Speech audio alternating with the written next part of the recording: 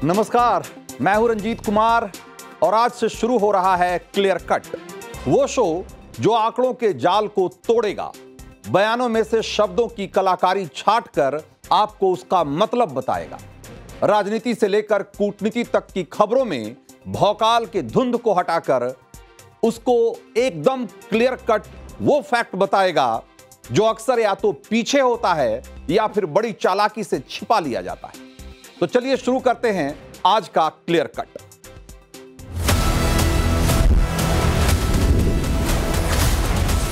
Clear cut. तो America के राष्ट्रपति ट्रंप आजकल खूंखार और आताताई सुल्तान की तरह बर्ताव कर रहे हैं।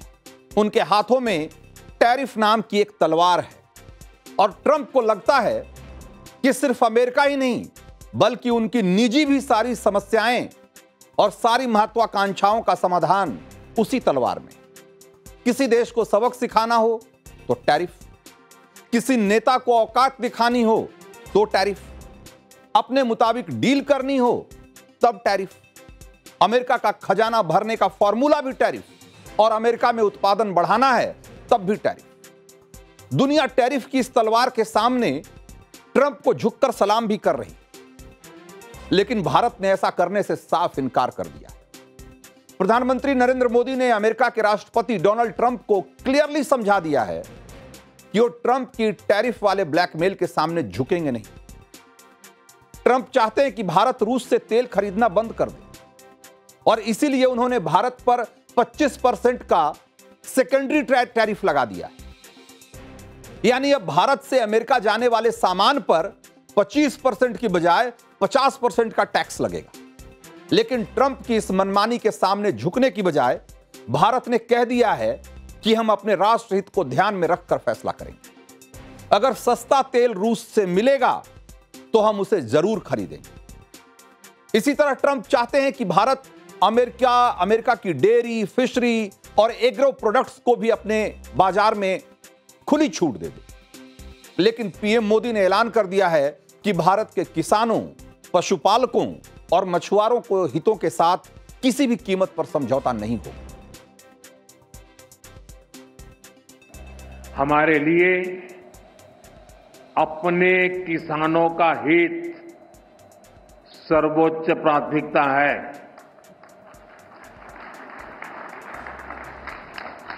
भारत अपने किसानों के, पशुपालकों के और मछुआरे भाई बहनों के हितों के साथ कभी भी समझौता नहीं करेगा।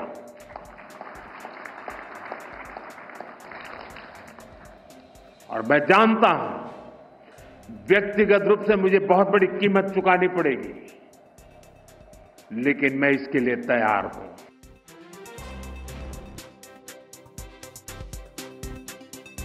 तो आजकल ट्रंप उस सुल्तान की तरह हैं जो बात बात पर तलवार निकाल लेता है, धमकियां देता है, शेखी बघारता है। लेकिन ट्रंप का पाला प्रधानमंत्री मोदी की कूटनीति से, जो बोलकर नहीं बल्कि अपने एक्शन के जरिए मैसेज देते हैं। और देखिए कि मोदी क्या कर रहे हैं। अभी कल खबर आई कि पीएम 7 साल बाद चीन के दौरे पर जाएंगे, एससीओ की बैठक में भाग लेने। और आज दूसरी बड़ी खबर यह है कि इसी महीने के आखिर तक रूस के राष्ट्रपति पुतिन भी भारत आने वाले।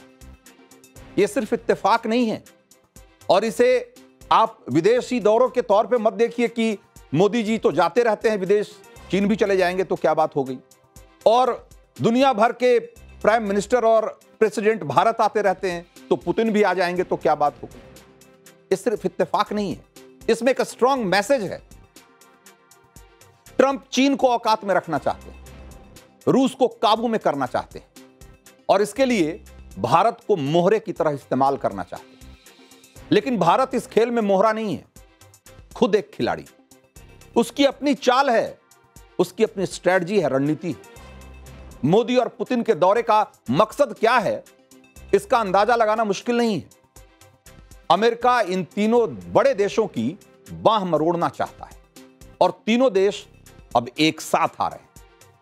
मैसेज क्लियर है कि अमेरिका भारत को टेकन फॉर ग्रांटेड नहीं ले सकता। हम अपने राष्ट्र हित में कोई भी फैसला लेने को स्वतंत्र हैं। गौर से देखिए कि ट्रंप के टैरिफ ऐलान के बाद एनएसए डोवाल रूस जाते और वहीं से पुतिन के भारत दौरे का ऐलान करते।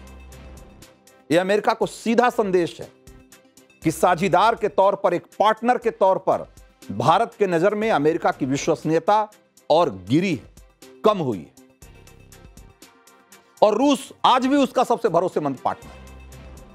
और इस बात से हमें कोई फर्क नहीं पड़ता कि अमेरिका भारत रूस संबंधों को लेकर क्या सोचता है, उसे कैसे देखता है। ये ट्रंप के मुंह पर मोदी की कूटनीति का तमाचा है। इसी तरीके से एससीओ की बैठक को लेकर मोदी के चीन दौरे का पैगाम भी एकदम क्लियर है कि भारत अमेरिका की दादागिरी के खिलाफ मल्टीपोलर वर्ल्ड के एजेंडे को लेकर आगे बढ़ता रहेगा।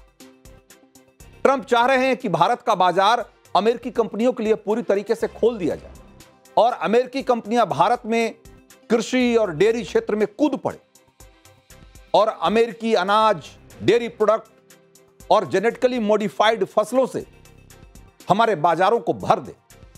लेकिन मोदी ऐसा होने नहीं देंगे, क्योंकि ऐसा हो गया तो अमेरिका अपना सस्ता सब्सिडी वाला जो कृषि उत्पाद है, एग्रो प्रोडक्ट है, वो भारतीय बाजारों में डंप करना शुरू कर देगा और भारत का किसान और भी बेहाल हो जाएगा। इसलिए मोदी ने अमेरिका पर 37.7% तक का टैरिफ लगा रखा है, खासकर एग्रो प्रोडक्ट्स। और यही बात ट्रंप को अखर रही। हो सकता है कि आप में से बहुत सारे लोग ये सोच रहे होंगे कि अमेरिकी फसलें भारत में बिकेंगी तो क्या दिक्कत है इसमें, ग्राहकों को तो सस्ते में ही मिलेगा, लोगों को तो फायदा ही होगा। तो फिर मोदी जी क्यों नहीं अमेरिका की बात मान ले रहे हैं? तो इसका जवाब भी क्लियर कट आपको बता देता हूं। अमेरिका जो अपने यहां अनाज उपजाता है, जैसे गेहूं, मक्का, सोयाबीन और इस तरह की तमाम फसलें, अमेरिका में सरकार की तरफ से किसानों को भारी सब्सिडी मिलती है, जिसके कारण ये जो प्रोडक्ट्स हैं बहुत सस्ते हो जाते हैं। और कुछ मामलों में तो अमेरिकी सब्सिडी किसानों की लागत के 100% के बराबर होती है। यानी कि किसानों की जितनी लागत, उससे ज्यादा उसको सब्सिडी मिल जाती है। यानी देखा जाए तो एक तरीके से अमेरिकी सरकार खुद ही खेती कर रही है भाई, और वो भी बड़े पैमाने पे, तमाम आधुनिक टेक्नोलॉजी के साथ, खूब फसलें, ज्यादा पैदावार, और इतना ज्यादा पैदावार कि अमेरिका क्या कई देशों में खपत न हो सके। और ऐसे में ट्रंप को भारत में एक बड़ा बाजार दिखाई दे रहा है अपने एग्रो प्रोडक्ट्स के लिए। भारत की बड़ी आबादी दिख रही है, एक बहुत बड़ा मौका दिख रहा है। अब सोचिए, अमेरिका सस्ते में अनाज बेचने लगेगा तो भारतीय किसानों की खेती का क्या होगा? 2014 से 2016 के बीच अमेरिका की इसी डंपिंग पॉलिसी की वजह से पूरी दुनिया में अनाज की कीमतें बहुत ज्यादा गिर गई थी। $160 प्रति टन से भी कम हो गई थी और अफ्रीकी किसानों को इसका भारी नुकसान झेलना पड़ गया। अब मोदी ने कह दिया है कि भारतीय किसानों के लिए ऐसी स्थिति पैदा होने नहीं देंगे। वैसे आपको याद दिला दूं कि भारत ने एक बार ऐसी ही गलती की थी 1990 में। भारत ने खाद्य तेल के आयात में ढील दे दी थी, जिसके बाद देश में इस्तेमाल होने वाले खाद्य तेल का 2/3 हिस्सा विदेशों से इंपोर्ट होने लग गया और भारतीय किसानों को बड़ा नुकसान झेलना पड़ा। इसी तरीके से डेयरी और फिशरी उद्योगों में भी लाखों छोटे किसान और पशुपालकों की आजीविका उस पर आधारित है। सस्ते अमेरिकी डेयरी प्रोडक्ट अगर भारतीय बाजार में डंप किया जाने लगा तो हमारे स्थानीय डेयरी प्रोडक्ट का क्या होगा? छोटे छोटे भारतीय पशुपालक कहां से अमेरिकी कंपनियों के साथ मुकाबला कर पाएंगे? वो तो तबाह हो जाएंगे। इसके अलावा गायों को मांसाहार खिलाकर ज्यादा दूध निकालने वाला जो मसला है, तो भारत के लिए एक बहुत ही धार्मिक और सांस्कृतिक मसला है, जिसके बारे में मैं पहले आपको विस्तार से बता चुका हूं। इसी तरीके से भारत के मछुआरे छोटे पैमाने पर पारंपरिक तरीके से मछली पकड़ते हैं और अमेरिकी जो फिशरी इंडस्ट्री है वो हाई फाई तकनीक पे चलता है। ऊपर से अमेरिकी सरकार सब्सिडी देती है अलग से। यानी अमेरिकी जो मछलियां होंगी वो बहुत सस्ती बिकेंगी यहां। तो भारतीय मछुआरों की आजीविका तो खतरे में पड़ना तय ही है, वो तो बेरोजगार हो ही जाएंगे। तो कुल मिलाकर अगर देखा जाए तो कृषि, पशुपालन और मत्स्य, ये वो सब सेक्टर हैं जो भारत की ग्रामीण अर्थव्यवस्था की रीढ़ है। और ट्रंप चाहते हैं कि भारत अपनी रीढ़ ही कमजोर करे। ऐसा बिल्कुल नहीं हो सकता, चाहे ट्रंप 500% टैरिफ क्यों न लगा दे। अब यह बात सही है कि अमेरिकी टैरिफ लगाए जाने से भारत को घाटा होगा, लेकिन एक बात और क्लियर समझ लीजिए कि यह घाटा उस घाटे से कम ही होगा जो अमेरिका के मनमानी वाले या मनमानी भरे व्यापारिक समझौतों को मानने की वजह से होगा। एक अनुमान के मुताबिक, एक उदाहरण के तौर पर समझिए, एक अनुमान यह है कि अमेरिका के 50% टैरिफ से भारत को 23 अरब डॉलर का नुकसान हो सकता है, अगर 50% टैरिफ रहा तो। लेकिन भारत ने अगर सिर्फ डेयरी सेक्टर में अमेरिका को आने दे दिया तो अकेले सिर्फ इसी फैसले की वजह से भारत को करीब 20 अरब डॉलर यानी कि 1,80,000 करोड़ रुपए का नुकसान हो जाएगा। सोच लीजिए कि बाकी सेक्टर्स में भी अमेरिका को इसी तरीके से फ्री एंट्री मिल गई तो भारतीय इकोनॉमी का क्या हाल होगा। और एक बात और समझिए, भारत की अर्थव्यवस्था का 60% से ज्यादा हिस्सा घरेलू खपत का है। इस बात को याद रखना चाहिए और पूरी दुनिया को इस बात को याद रखना चाहिए। हम 140 करोड़ लोग हैं, हम सिर्फ खाते पीते और सोते भी रहेंगे ना तो 5% की रफ्तार से बढ़ते रहेंगे। दुनिया में कारोबार करेंगे तो और तेज बढ़ेंगे, लेकिन नहीं करेंगे तो मर नहीं जाएंगे। हमें अंतर्राष्ट्रीय कारोबारी झटकों से अपेक्षाकृत कम चोट पहुंचती है, क्योंकि अपनी अर्थव्यवस्था का सबसे बड़ा इंजन हम खुद हैं। हम 140 करोड़ लोग सबसे बड़े ग्रोथ इंजन हैं इस देश के। और यह बात 2008 में ग्लोबल मेल्टडाउन के दौरान भी साबित हो चुकी। अब सवाल आता है कि फिर मोदी इस भारी भरकम अमेरिकी टैक्स का मुकाबला करने के लिए क्या प्लान कर रहे हैं? भारत के सामने रास्ता क्या बचता है? तो यहां यह समझना जरूरी है कि यह भारत और अमेरिका का कारोबारी झगड़ा है, कोई जंग नहीं हो रही दोनों देशों के बीच, एक कारोबार की बात है। इसलिए वार पलटवार का मामला नहीं है। आपको याद होगा कि इसी वार पलटवार में चीन और अमेरिका के बीच टैरिफ बढ़ते बढ़ते 250% हो गया था और फिर दोनों को समझ में आ गया कि इसका कोई मतलब नहीं है।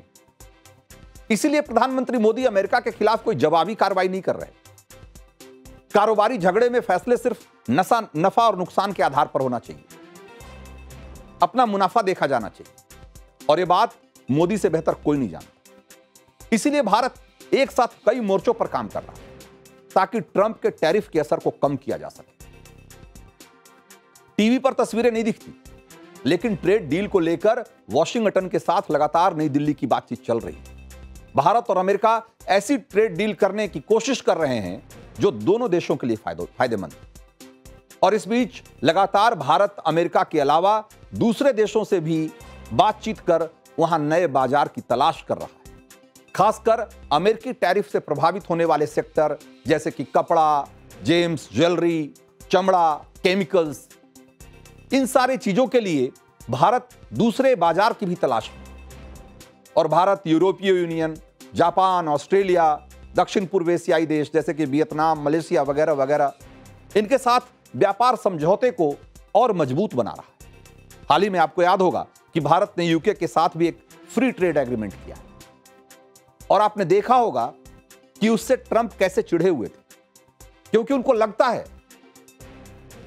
कि भारत और अमेरिका के बीच इस टैरिफ वॉर की वजह से अगर भारत को कोई नुकसान होगा तो उसकी भरपाई का रास्ता भारत तेजी से बना रहा है, उसका तरीका तलाश रहा है और इन सारे देशों से अपना कारोबार बढ़ाकर भारत और अमेरिका के बीच जो अगर कारोबार में कमी आएगी उसकी भरपाई वो कर लेगा। अगर पूरी तरीके से नहीं तो आंशिक ही सही। लेकिन ट्रंप को लगता है कि पूरी दुनिया अमेरिका से शुरू होकर अमेरिका पे खत्म हो जाए, लेकिन भारत के मामले में वो इस बार गलत साबित हो। फिर पीएम मोदी ने जो नए इनिशिएटिव लिए हैं जो नई मुहिम है आत्मनिर्भर भारत की, मेक इन इंडिया की, ये टैरिफ के इस संकट में एक अवसर की तरह है। भारत में लोकल प्रोडक्शन और उसकी खपत दोनों को बढ़ाने के तरीके क्या हो सकते हैं, भारत इस पर काम कर रहा है। वैसे सेक्टर जो अमेरिकी टैरिफ से ज्यादा प्रभावित होगा, उसके कारोबारियों को कैसे सपोर्ट किया जाए, इस पर भी मोदी सरकार काम कर रही है।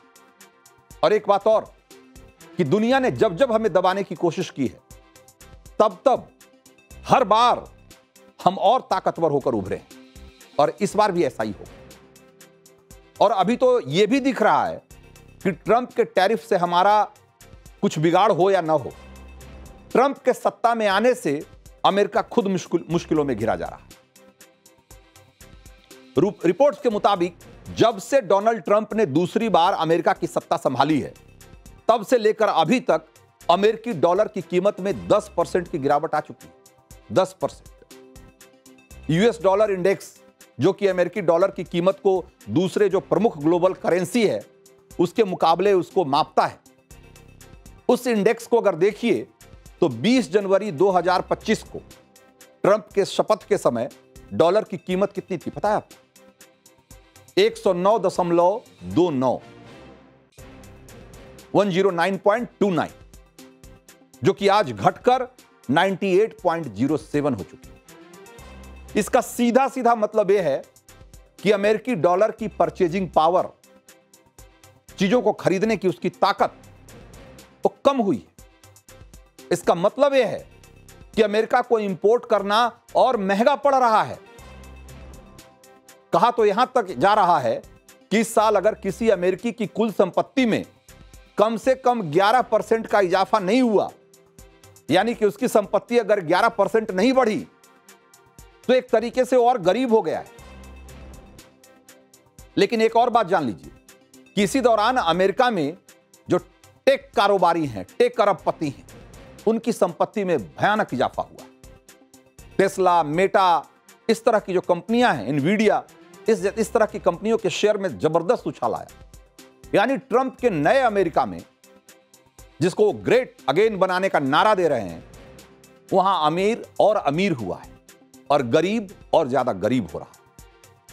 यानी ट्रंप भयंकर प्रेशर में है, क्योंकि नारे तो उन्होंने कुछ और लगाए थे चुनाव में और नतीजे कुछ और आ रहे हैं।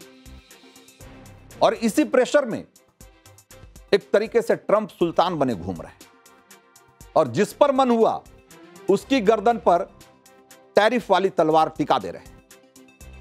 लेकिन इस बार उनका पाला हिंदुस्तान से पड़ा है, मोदी की रणनीति और कूटनीति से पड़ा है।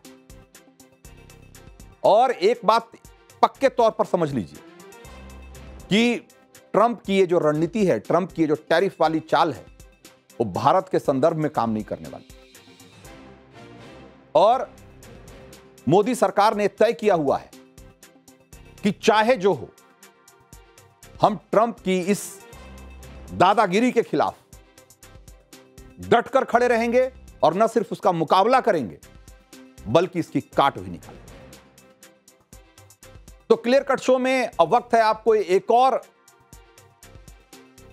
खबर को क्लियर कट तरीके से बताने का कि पेट्रोल में 20% एथेनॉल, इसको लेकर जो कंफ्यूजन चल रहा है, सोशल मीडिया पर हंगामा मचा हुआ है, क्या वाकई इसको डालने से आपकी कार टाइम से पहले बेकार हो जाएगी?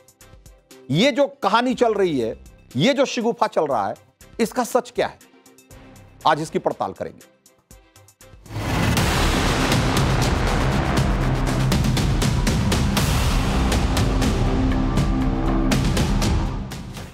तो पिछले कई दिनों से सोशल मीडिया पर हल्ला मचा हुआ है, एक खबर ट्रेंड कर रही, देश में जबरिया 20% एथेनॉल वाला पेट्रोल बेचा जा रहा है और इसकी वजह से गाड़ियों का माइलेज और इंजन दोनों खराब हो रहा है। गाड़ियों का मेंटेनेंस खर्च बढ़ गया है, उसके पार्ट्स में जंग लग रहे हैं। ऐसे दावों के समर्थन में कुछ सर्वे भी सोशल मीडिया पर शेयर किए जा रहे हैं और इन सब की आड़ में यह बात फैलाई जा रही है कि एथेनॉल ब्लेंडिंग के नाम पर सरकार कंपनियों का फायदा करा रही है और नुकसान आम आदमी को झेलना पड़ रहा है। सोशल मीडिया से शुरू हुआ यह हल्ला इतनी तेजी से बढ़ा कि दुकानों और दफ्तरों से लेकर चाय के टपरी तक, ठेलों तक इसकी चर्चा शुरू हो गई। हो सकता है अपनी कार या बाइक में पेट्रोल भरवाते समय पेट्रोल पंप वालों से आपने भी इस बारे में कुछ पूछ लिया। तो पेट्रोल पंप वाले ने क्या जवाब दिया या नहीं दिया वो अपनी जगह है, लेकिन सरकार ने जवाब दे दिया है और इस पर तस्वीर एकदम साफ कर दी। केंद्रीय मंत्री नितिन गडकरी ने कहा है कि ऐसी अफवाहें फैलाना पेट्रोल लॉबी का काम है और इसे हवा देने के पीछे सियासी साजिश भी, क्योंकि मेरा बेटा भी इथेनॉल के बिजनेस में है। यह मामला चूंकि सीधे सीधे आम आदमी से जुड़ा हुआ है, आपकी गाड़ी, आपकी जेब से जुड़ा हुआ है, इसीलिए मैं आज आपको क्लियर कट बताऊंगा कि इथेनॉल ब्लेंडिंग पर उंगली उठाने के पीछे असली खेल क्या है। क्या वाकई 20% इथेनॉल वाला पेट्रोल, जिसे कि E20 पेट्रोल कहा जाता है, हमारी गाड़ियों को बर्बाद कर रहा है? पेट्रोल पंप पर इसे जबरिया बेचने के दावे की सच्चाई क्या है? तो पहले क्लियर कट यह जान लीजिए कि सरकार इस मामले में क्या कह रही है। तो सरकार की तरफ से आधिकारिक बयान में यह कहा गया है कि 20% इथेनॉल वाला पेट्रोल अगर आप इस्तेमाल करते हैं तो आपकी गाड़ी को किसी तरह की प्रॉब्लम नहीं होगी और इससे किसी भी गाड़ी को कोई इससे नुकसान नहीं पहुंच रहा। पुणे के automotive research association of India, उन्होंने बाकायदा इसका परीक्षण किया है और इस परीक्षण में गाड़ियों को 1 लाख किलोमीटर तक इस पेट्रोल पे चलाया गया, फिर भी गाड़ी में किसी भी तरह की कोई गड़बड़ी नहीं मिली। परीक्षण के दौरान हर बार 10,000 किलोमीटर की दूरी तय करने के बाद उसकी जांच की गई और जांच में गाड़ियों का जो पावर है, उसका टॉर्क है, उसका माइलेज है, इस सब को चेक किया गया और यह पाया गया कि उस पर किसी तरह का कोई नकारात्मक असर, यानी कि कोई भी निगेटिव इंपैक्ट उस पर नहीं पड़ रहा। E20 पेट्रोल से पुराने वाहनों में भी कोई महत्वपूर्ण बदलाव, समस्या या नुकसान कुछ भी दर्ज नहीं किया गया। गाड़ियों के माइलेज में कमी और इंजन को नुकसान का दावा वास्तविक तथ्यों पर आधारित नहीं है, यह बात सरकार ने कही। सरकार ताल ठोक कर कह रही है कि 20% इथेनॉल वाले पेट्रोल से पुरानी गाड़ियों को दिक्कत नहीं है, लेकिन कुछ ऑटो एक्सपर्ट इससे अलग राय रख रहे हैं। मिसाल के तौर पर ऑटो एक्सपर्ट शैलेश सिन्हा क्या कह रहे हैं, जरा एक बार सुनिए, फिर आगे की बात बताइए। E10 या E20 10% या 20% जो एथेनॉल मिक्स है फॉसिल फ्यूल में, पेट्रोल में, वो आपकी गाड़ी के लिए कहीं ना कहीं कंपैटिबल नहीं है। रीज़न बीइंग कि अभी जो ये इनिशिएटिव है, दिस इज फॉर एनवायरनमेंट से, कि एक वातावरण की दृष्टि से एक अच्छा मूवमेंट है, बट जो गाड़ी कंपैटिबल नहीं है उसको हम अगर एथेनॉल के सपोर्ट सिस्टम में चलाएंगे तो आउटपुट, गाड़ी के इंजन की लाइफ और आपके लिए extra power in terms of movement के लिए जरूरत है। तो शैलेश सिन्हा एक तरीके से ये कह रहे हैं कि E10 या E20 पेट्रोल, यानी जिस पेट्रोल में 10% या 20% इथेनॉल मिलाया जाता है, वो उन गाड़ियों में दिक्कत दे सकता है जो नॉन कॉम्पैटिबल हैं, यानी कि पूरी तरीके से पेट्रोल पर चलने के लिए बनाए गए हैं और आप उनमें E10 या E20 डाल रहे हैं। यानी मोटा मोटी 10 से 12 साल पुरानी गाड़ियां, 2015 से पहले की गाड़ियां, अगर उसमें आप E10 और E20 चला रहे हैं, पेट्रोल डाल रहे हैं, तो उसमें कुछ नुकसान हो सकता है। लेकिन आपको एक बात और बताऊं, तब की गाड़ियां BS4 स्टेज वाली थी, BS4 स्टैंडर्ड की, जबकि भारत में 1 अप्रैल 2020 से BS6 स्टैंडर्ड लागू हो चुका है। यानी 2020 से ही भारत में इसी स्टैंडर्ड की दुपहिया और 4 पहिया गाड़ियां बिक रही। अब तो BS6 स्टैंडर्ड की भी एडवांस सीरीज की गाड़ियां आ चुकी और ये भी आपको बताऊं कि ये जो गाड़ियों के धुएं में जो प्रदूषण का मान्य स्तर कितना हो, ये BS स्टेज स्टैंडर्ड से तय होता है और गाड़ियों से होने वाले वायु प्रदूषण पर कंट्रोल के लिए ही ये सारे स्टैंडर्ड लागू किए गए और इसकी शुरुआत 2000 में ही हो गई थी, जब भारत में BS1 स्टेज लागू किया गया था। तो अब एक बार फिर से आइए इथेनॉल वाले मसले पर। तो दुनिया भर में पेट्रोल में इथेनॉल की ब्लेंडिंग की जाती है, भारत अकेला देश ऐसा नहीं है। जहां पर कि इसकी ब्लेंडिंग हो रही है। ताकि इसलिए की जाती है ताकि गाड़ियों के जो धुएं का जो लेवल है, जो उससे होने वाला प्रदूषण का लेवल है, वो घटे। और भारत इसके लिए अंतर्राष्ट्रीय समझौते से बंधा हुआ भी, जिसमें हमारी जिम्मेदारी वायु प्रदूषण के स्तर को कम करना है। भारत में पेट्रोल में एथेनॉल की ब्लेंडिंग साल 2014 में शुरू हुई थी। तब 1.5% एथेनॉल वाला पेट्रोल आया था। वायु प्रदूषण पर कंट्रोल के लिए इसे धीरे धीरे बढ़ाकर 2030 तक 20% करने का लक्ष्य रखा गया था। लेकिन भारत ने इसे 5 साल पहले ही, यानी कि 2025 में ही इस टारगेट को पूरा कर लिया। और यह हमारे पर्यावरण को साफ रखने के लिहाज से एक बड़ी उपलब्धि है। कैसे देश को और हमारे किसानों को इस इनिशिएटिव का, इस अभियान का बड़ा फायदा हुआ है, इस पर भी मैं आगे बात करूंगा। लेकिन पहले आपको मुंबई के दर्शन की बात सुननी चाहिए, जिनका मुंबई में कार का एक शोरूम है। वो क्या कह रहे हैं, जरा सुनिए। आफ्टर 2023 हर गाड़ियों में इथेनॉल से यूज करने के मैकेनिज्म्स बनना शुरू हो गए हैं और ये हमें टुवर्ड्स फ्यूचर ले जा रहे हैं। काफ़ी एमिशन नॉर्म्स इससे कम हो गए और इससे गाड़ी की एफिशिएंसियों में भी बहुत फर्क आने लग गया है। गाड़ियां बेहतर चलने लग गई है और हम सही दिशा पे चल रहे हैं। तो क्या पॉल्यूशन कंट्रोल की बात, जैसे एक एग्जांपल के लिए हम होंडा के लेते हैं, गाड़ी लेते हैं, तो परफॉर्मेंस किस तरीके से एनहेंस होती है? और अगर इथेनॉल मिक्सिंग की अगर हम बात करें, जो ब्लेंडेड ऑयल जिसे कहते हैं, तो उसकी मुख्य वजह क्या थी, कि उसके करने की मेन वजह क्या थी? पोल्यूशन। सबसे पहले कि जब भी आप ये करते हो उससे पोल्यूशन बहुत ज्यादा कर्ब हो जाता है और दूसरा वजह था कि गाड़ी की एवरेज इकोनॉमी अच्छी हो जाती है। सो ये दो चीजों की वजह से ये किया गया है। तो सोशल मीडिया पे एक तरफ कहा जा रहा है कि एथेनॉल मिलाने से गाड़ियों की माइलेज कम हो जाती है, पेट्रोल की ताकत तो उसमें से पावर कम मिलता है, और दूसरी तरफ जो दर्शन जैसे लोग हैं वो कह रहे हैं कि भाई इससे और इकोनॉमी अच्छी हो जाती है, उसकी इफिशियंसी बढ़ जाती है, पावर घटता नहीं है। तो अगर इस हिसाब से देखा जाए तो पेट्रोल में एथेनॉल मिलाने से, ब्लेंडिंग करने से वायु प्रदूषण तो कम हो ही रहा है। इससे भारत का डॉलर खर्च भी बहुत घट रहा है, यह भी आपको जानना चाहिए। और गन्ना किसानों की इनकम जो बढ़ रही है वो अलग से। आपको यहां भारत सरकार का एक डेटा दिखाता हूं जो ये बताता है कि पेट्रोल में 20% एथेनॉल मिलाने से 1,36,000 करोड़ डॉलर की बचत हुई। 1,36,000 करोड़ डॉलर की, यानी हमने 20% कच्चे तेल के बराबर पैसा बचाया है, जिसकी भरपाई एथेनॉल से की गई।